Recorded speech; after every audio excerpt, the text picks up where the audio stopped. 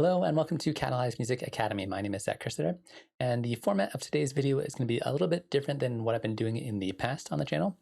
Usually I will just pick a topic and I'll sit down and make a little quick, bite-sized little video on exactly that specific topic. However, I have also been streaming on the channel on Tuesdays and Fridays. And on Tuesdays, I do a office hours kind of stream where people can come in and ask me questions about Ableton Live or music production or whatever they want. So in a recent stream, somebody asked me about what is MaxForLive and how do you get started in coding for MaxForLive. So I kind of did a little basic intro, this is how you get started with Max on stream. And I thought it was kind of interesting and people seem to enjoy it. So I'm posting it here so people can have quick and easy access to it. However, all of my live streams do get uploaded to the channel, so you can always watch any of those later at any point. But just so you know, if there's weird pauses and things, I didn't really edit it. It's just kind of this is what I talked about on stream, and I might be talking to chat or I might be reading chat. So the format, like I said, will be a little different than normal, but other than that, same basic idea. So if you're interested in learning MaxForLive, I think this is probably a pretty good place to get started, and let's go ahead and check it out. All right, well, let's go ahead and talk about some Max coding. So if you're not into Max coding, this might be very boring for you. But if you have ever been curious about Max coding and how to get started, we'll just go for it. All right, so you can just do this by just opening up just an empty Max audio effect or Max instrument or Max MIDI effect. It doesn't really matter. They're all basically the same thing. But that will, and then hit the little button that opens up your Max coding window, and it'll look something kind of like this. And inside this, we have two objects. We have a plug-in object and a plug-out object. So an object is basically anything in Max. And there are a million different kinds of objects. Some are visual, some are just words. They all do specific things. So a big part of understanding Max is the vocabulary of understanding which is the object to do the thing you want it to do. So this plug-in tilde is just going to receive audio from live. And then you can see at the bottom, there's two outputs. And if you mouse over it, it tells you what that output does. So this is the output for channel 1. This is the output for channel 2. And it connects down here to the plug-out object. The inputs are going to be at the top. And this is one of the basic things of Max coding that makes it really easy to learn, or kind of easy to learn. Outputs are at the bottom, inputs are at the top, and you just connect things together. And one of the cool things about working with Max is you can code and do things while audio or while a signal is being run through it. So for example, let's put this on an audio track and just grab a loop of something. Fine, we'll just take this. We got a little piano guy running through here. Open this up. And so if I take this cable that's connecting the two of these together, yeah, this is kind of annoying, and I were to delete one of these cables, it's only going to be coming through one side. And if I want to reconnect them, I just click and drag, and it connects them together. I'm pretty sure YouTube should be in stereo, so hopefully you heard it only going to one speaker and then the other. But that's the basic idea. And we can click, drag, and move them around, and we can do whatever we want. These are just notes here. These are just comments objects, so you can delete those and get rid of them. So if we want to make a new object, we can either hit the N button. You just hit the letter N. It creates an empty object, and it's going to allow you to just search for objects. So if I wanted, for example, an object that was related to live, I could type in the word live, and anything related to live will show up here. So these are all the objects that have something to do with live. And it also gives you a brief description about what it does. So the live.dial is going to be a little object that looks like this. This looks like a little dial from live. We can also zoom in here so we make this a little easier for you guys to see. So it looks like one of the dials in live, and you can see, unlike these objects, which are just a word, this is actually has a interface part to it. So if you want a new object and you're not sure what you want, type in N and just start searching and see what shows up. On top of that, we can also go up here and we can make like a comment object where you can just type in your comments. Or we can go here and like, here's a toggle. Here's a bunch of different kinds of buttons. There's even like switches. And again, some of these have like a visual part to them. Some of them don't. Different kinds of objects there. We have numbers. So we either have just integers, floating point, or a signal. So you open this up and then here we have just a box that displays a number. Cool. Yeah, right now I'm just gonna go over kind of the basics. We have different kinds of sliders. We have like a little piano guy. We have like fader things we can drop down. We have different dials, all kinds of, again, different visual things that we can toss in here. Here's a bunch of MaxForLive ones. So these ones, again, all kind of relate to live. So here's like a volume control kind of thing, that kind of stuff. And then here we got a bunch more. And I'm not going to go through all these, but you get the idea. This is very, very few of them compared to how many there are. There are literally thousands of objects, and they all do very different things. So let's say we want to get this live.gain involved with what's going on. What we're going to do is I'm going to get rid of these guys, these little comments, because we don't need them. And I'm going to move this down here, and I'm going to delete the connectors and put this guy in between. So Janef, we'll see in a moment. So for example, like this live.gain is a volume control. It looks like a volume control. That's what it does. So if we want this to affect our signal coming from live, we're going to take the outputs of our plugin, which is receiving the audio from live, and we're going to connect it here.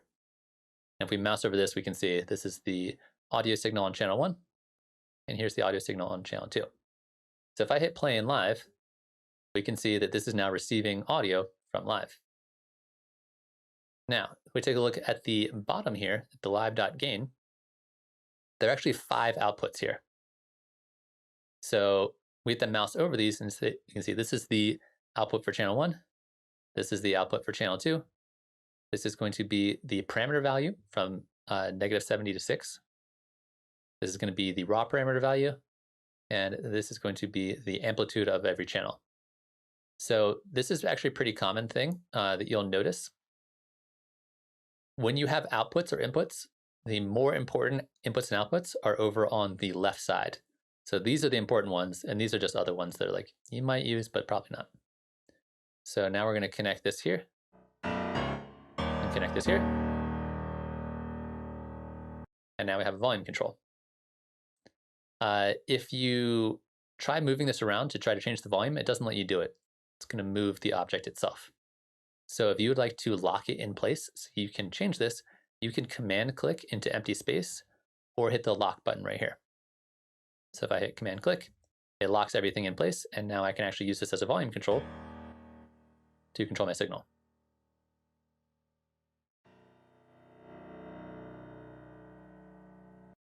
Yeah, pretty straightforward. It's about as basic as it gets. So again, we can command click and that will unlock it. That's kind of the basics here. You're going to be adding in objects that do specific things, and then connecting those objects with little cables to connect them together to, again, create some kind of like signal flow or changing of data or information, which is pretty handy. So just as like another example of something we can do, say we want a number. Say we want to do some math. That's like a pretty common thing you might want to do when coding. We can go up here into the numbers, and we can, again, grab an integer, floating point, which means a decimal point, or a number as a signal. I'm just going to grab an integer. You can also just click in empty space and hit the I button for integer, and that creates a box with numbers. So say I want to take this number and multiply it by this number. I'm going to type in n for new, and I'm going to hit Shift 8 to create the multiply symbol. Here's the multiply two numbers. So there's my multiply object.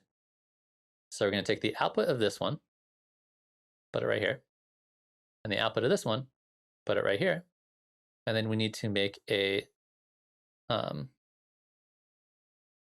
so you can't drop full live plugins in here, but there are some is actually kind of cool. So there are a lot of just MaxForLive devices that are in the core library, like this LFO, for example. This is one of my favorite things about Max. Is I can open up this LFO, and I can take a look inside. So say I want to copy this. I can copy all of this from this patch, and then just paste it in my own patch. So you can Frankenstein together patches from other people's patches, which is really cool. But you can't take something like a live compressor because all of the devices in live are coded in C++. They're not coded in Max. However, I know for a fact that when the programmers at Ableton are prototyping new ideas, they will code it first in Max, and then if they'll try it out, see if the company likes it, and then they will then later code it in C++. So they do a lot. Most, if not all, of their prototyping in Max. All right, so we got a number here, we got a number here. We're multiplying them together. We need to output that into another integer. So I'm gonna type in I, there's my third integer, and I'm gonna connect the output here. So this is how a lot of Max coding goes. Everything kind of goes top to bottom, and you can do different kinds of processing here. So I'm gonna command click. That's going to lock everything in place, which then allows me to change the value here, and then change the value here. So we can see 15 times 17 is 255. And then I can start adjusting this to be whatever I want. So it does math, it does all kinds of cool stuff.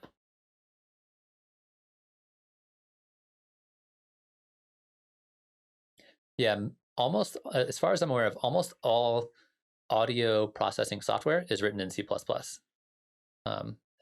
To the extent of my knowledge, I'm not a programmer, so there's some outliers, but I'm pretty sure almost everything is in C++. So one important thing to pay attention to when it comes to doing Max programming like this is you'll notice that when I change this number here, it automatically changes the output. When I change this number here, it does not change the output until I change it here. And that has to do with these right here. Let's zoom in even more. Hopefully you can see that one of these has an orange input and one has a blue input. So these are hot and cold inputs. So the cold input, if I change the value, it does not update the process here. Whereas the hot input, as soon as I change the value, it's going to update the output. So not a huge deal. It doesn't often come into play, but it's something that can be kind of useful to at least to know about, because sometimes it might behave kind of strangely. So hot and cold inputs can make a difference there. But yeah, that's kind of like a lot of the basics of just kind of how Max works. So again, if you look at other people's Max devices, you can go in here and you can start to kind of figure out how they made something like this. Like this one, I don't know all the fancy stuff they're doing here, but you can kind of see how they're just using different objects to like kind of put things together.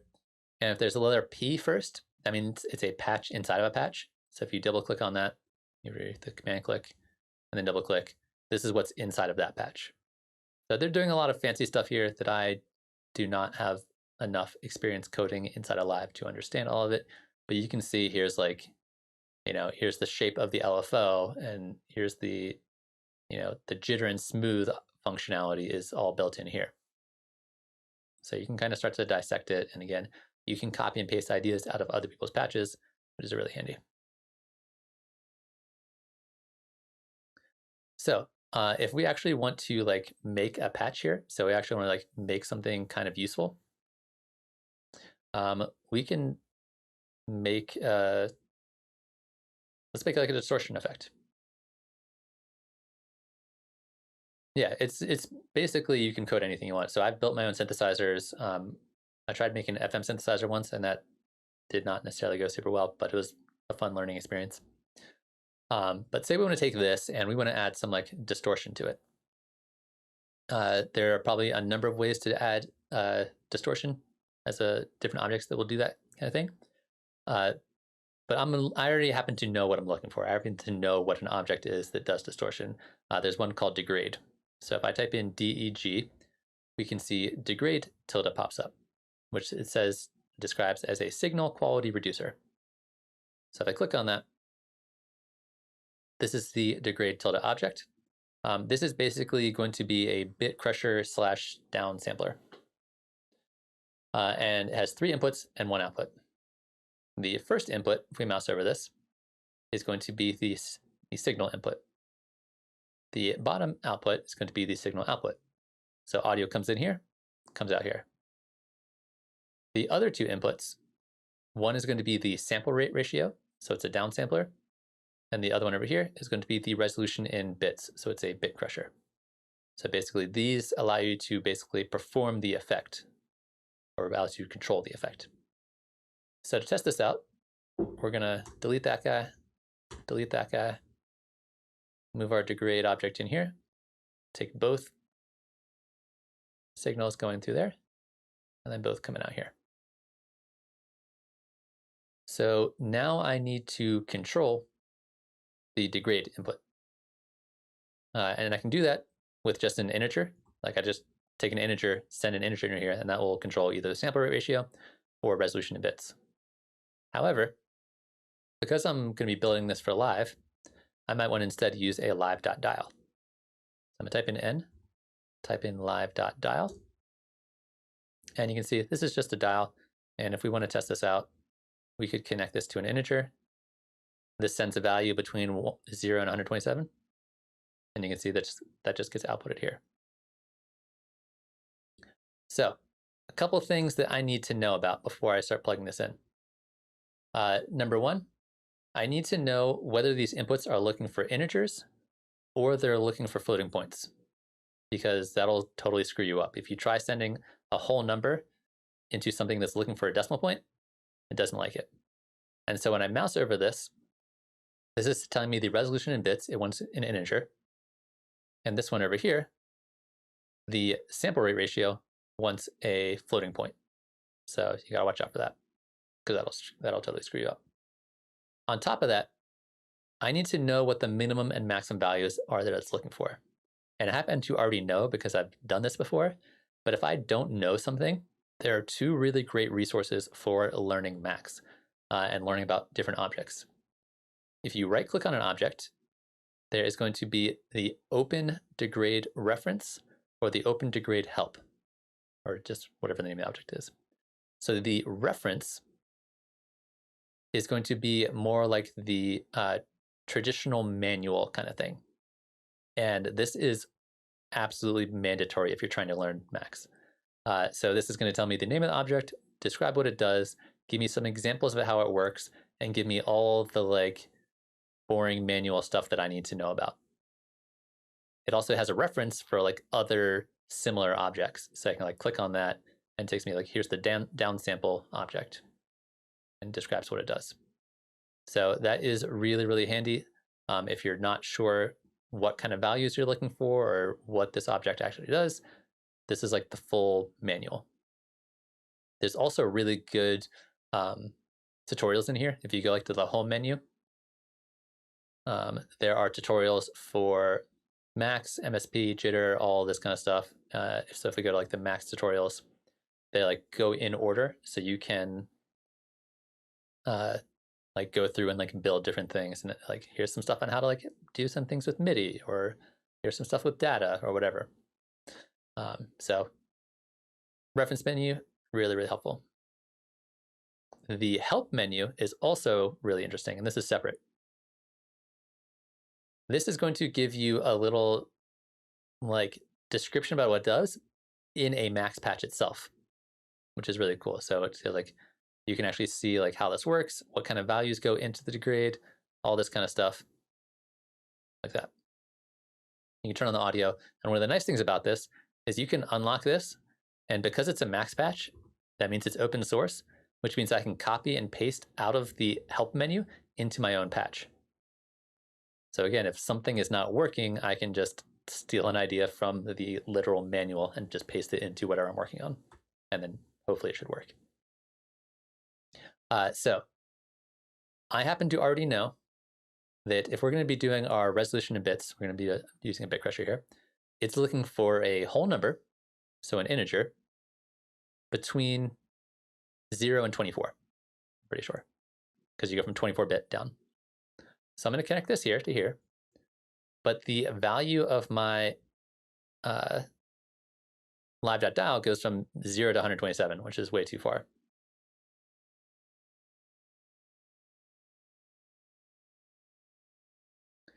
Van, some of the ones that are made specifically by Ableton, like this LFO one that we looked at, will have some nice comments in there, but most of the ones you find out in the wild are not super helpful in terms of their documentation about it.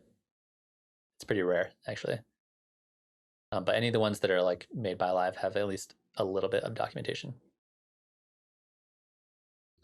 Oops, wrong button. So I want to make a couple minor changes here to the live.dial before I start using it. Basically, I want to change the range of the values of this dial. So I'm going to go over here. I'm going to click on the live.dial. I'm going to go over to the inspector. And I'm going to open this up. And here we can see a list. It probably looks like this for you guys. A list of a couple things in here. I'm going to go ahead and hit the all button. And this is going to give me a list of tons of things that I can edit about this dial, this knob. So I'm going to scroll all the way to the bottom here. And we're going to get things like the long name and the short name. If I'm not mistaken, the long name, I'm going to call this BC for Bit Crusher. The long name is the name that is referenced in the actual code, and the short name is what it actually displays. So if I change the short name to be Bit Crusher, it changes the name over here to be BC for Bit Crusher. So you can change those if you want to. We can choose whether we want a floating point, an integer, or an enum. So we're looking for an integer, and we're looking for a range between 1 and 24. So I'm going to type in 1, type in space, and do 24. So now the minimum and maximum range on my Bit Crusher knob goes from 1 to 24. We can also do things like set an initialized value, set the unit style to be whatever you want. There's tons of things you can customize here, but right now, all I'm doing is making sure that the type is set to the type I need, either floating point or integer, and the range is set from the range that I want, in this case, 1 to 24, which I knew because I looked at the manual. So we're good to go here. So this should be working. So I'm going to hold down Command. I'm going to click that. I'm going to hit play. If this is at 24, there should be no bit crushing going on. It should sound normal. But if I start turning this down, you can hear bit crushing. You can adjust the volume here.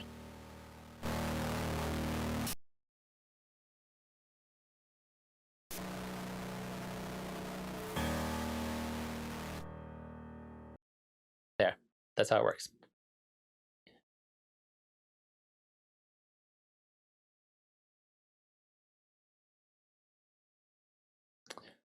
So we got that working. Sounds good.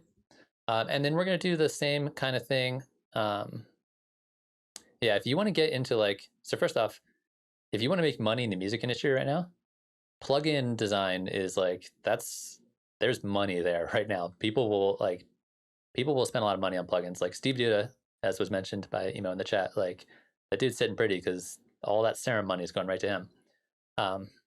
So if you have some coding background and are interested in this kind of stuff, there's a market for it if you can come up with cool, interesting, unique ideas. And this is a great place to get started if you're interested in kind of figuring out more about kind of like signal processing and how it works with audio.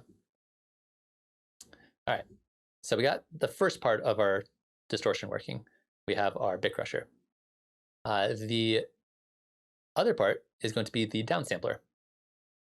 So we're going to go in here, and in this case, we are going to be doing the same thing, but we're going to be looking for a number between a decimal point between 0 and 1. I guess technically 0.01 and 1. So we're going to, once again, hit N for new, type in live.dial. We're going to go over to the inspector. If you don't see it, hit the little I button right here. We're going to scroll down to the bottom. We're going to change the long name to be DS for downsampler. The short name to also be DS for downsampler. The type is going to be a floating point, and we're looking for a number, like I said, between 0.01 and 1. And again, make sure there's decimal points here because it's going to make your life a lot easier in terms of how things work. And then down here within our unit style, we also want this to be a floating point. So now we can see, set the initialized value to be 1. So now we're going from, again, decimal points from 0.01 up to 1. We're going to connect this guy over here, the output going into the input over here. Now, if I hit Command click to lock it, I'm going to hit play and then turn this down, and we should get a downsampler.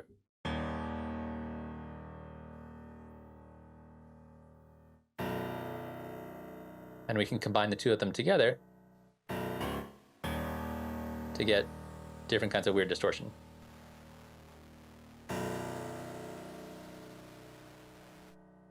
Like that. So that's the basic concept here. We just made a max patch, a working, living max patch. Just using plugin, going into degrade, 2 live.dials to control the other inputs, to control the amount of distortion we're getting, going into a volume control, and then coming right back out to live. That's the whole thing. However, first off, I'm going to save this guy.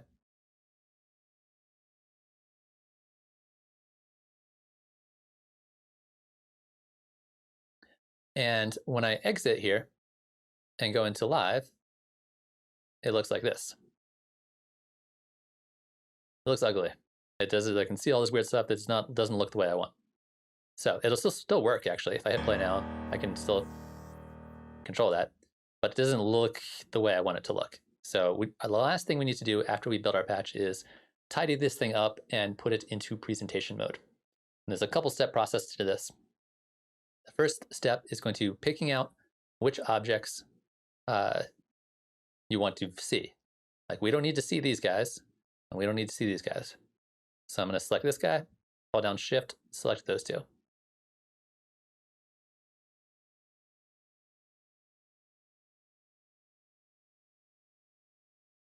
So Emo's asking if impulse response or frequency responses are available to be inserted into something for emulation.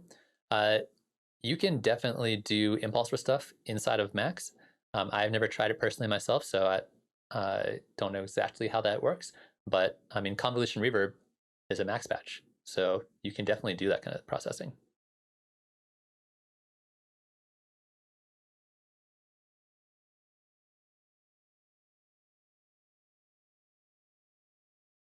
I'm assuming you're talking about like how you do that kind of thing for Max processing.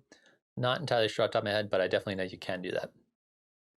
So I'm going to go ahead and right click on these guys and hit add to presentation, which puts it's a little hard to see. Let me zoom back in. We get a little like red-ish box around them. So now when I hit this button down here, puts it in presentation mode. And we can move these independently. So we'll actually do this, this, and this, and it looks like that. So when I exit presentation mode back to patching mode, we can see everything still lives where it lives. When I go to presentation mode, it looks clean and pretty and the way we want it to look, like that. So here's the last thing you need to do in order to actually make this work. And people always forget about this, is we need this to open in presentation mode. So to do that, we're going to hit the inspector button over on the right side.